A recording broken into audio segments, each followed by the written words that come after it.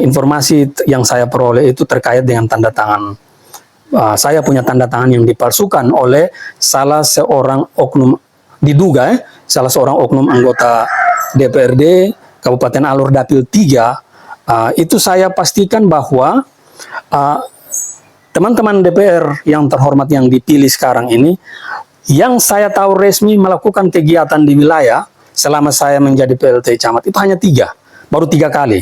Yang pertama itu ketika pengaduan masyarakat menyangkut pengerjaan jembatan di Pak Booking yang saya fasilitasi, dan ini kebetulan Bapak Ketua dan Bapak Wakil Ketua 2 hadir pada waktu itu. Terus yang kedua, pada saat kami melaksanakan kegiatan hari ulang tahun Kecamatan tanggal 21 Februari, kami mengundang kehadiran Bapak Ketua, hanya kebetulan beliau berhalangan dan beliau mengutus Bapak Wakil Ketua 2 untuk hadir. Dan yang ketiga, izin pelaksanaan reses oleh Bapak Ketua DPR, Bapak Buce Brikmar. Sehingga itu 3 yang saya tahu.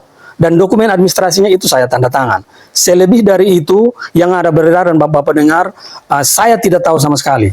Dan saya pastikan di ruang dan kesempatan ini, yang pertama saya akan menempuh 3 langkah.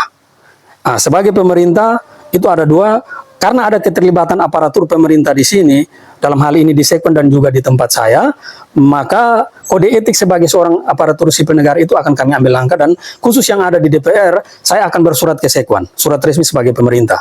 Yang kedua, saya juga akan bersurat kepada Ketua DPRD dan Badan Kehormatan untuk memastikan kode etik dari seorang anggota DPRD yang terhormat dalam melakukan kegiatan-kegiatan kenegaraan dan daerah di setiap wilayah. Begitu. Dan yang ketiga, saya memberi ruang sebagai saudara kakak adik batas waktu sampai hari Minggu lusa. Kalau itikat baik ini tidak ada, saya akan menempuh jalur pidana. Karena ketentuan dan syarat itu memenuhi. Jadi saya harap dengan baik, mari lihat persoalan ini dengan hati dingin, lihat dengan hati yang penuh kedewasaan, supaya persoalan-persoalan yang sebenarnya bukan menjadi persoalan, jangan muncul ke permukaan, dan mari kita sama-sama bergandengan tangan untuk mendukung proses pelayanan kemasyarakatan di wilayah, khususnya di wilayah Abad Selatan. Biasa teman-teman DPRD ketika melakukan kegiatan di wilayah, dan juga itu berlaku umum, itu standar normatif dalam eksekutif maupun legislatif, ketika mereka melakukan kegiatan di satu lokasi, itu selalu di backup dengan kelengkapan administrasi berupa dokumen surat tugas maupun dokumen surat perintah perjalanan dinas. Itu berdampak terhadap keuangan yang melekat di situ. Maka mereka wajib membuktikan bahwa betul kegiatan itu dilakukan di wilayah, berapa lama kegiatan itu berlangsung, dan berada di lokasi mana. Nah, saya tidak tahu beliau kegiatan di wilayah ini hari apa, tanggal berapa, berapa lama, siapa-siapa masyarakat yang terlibat ada di lokasi desa atau kecamatan, saya tidak tahu. Karena memang saya tidak dapat informasi, jangankan informasi tertulis, lisan saja saya tidak dapat. Nah, tiba-tiba dokumen surat perintah perjalanan dinas atas nama oknum yang diduga terlibat dalam proses pemalsuan sapunya tanda tangan dan stempel itu, mengajukan ini ke Ketua DPRD. Sebagai pimpinan ini yang membawahi anggota-anggota yang ada, beliau melakukan klarifikasi dan konfirmasi. Setelah konfirmasi terhadap yang dokumen bersangkutan itu, saya tidak pernah terima. Muka saja saya tidak tahu ini orang muka yang model bagaimana, terus siapa yang bawa ini dokumen ketemu dengan saya, dan ketemunya di mana. Begitu.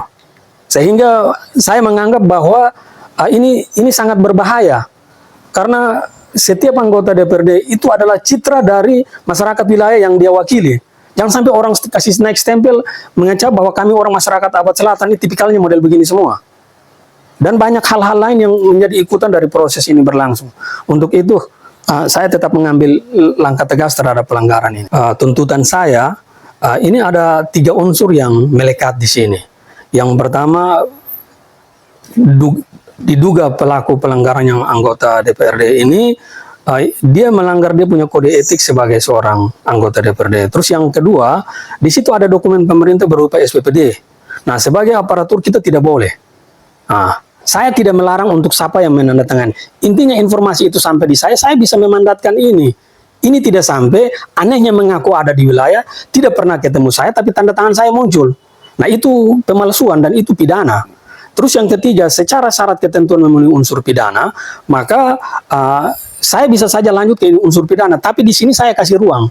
Karena kakak dong datang pas hari Jumat, masih ada 2 waktu istirahat, saya memberikan waktu kepada yang diduga melakukan pelanggaran ini sampai hari Minggu, 2 hari dari sekarang.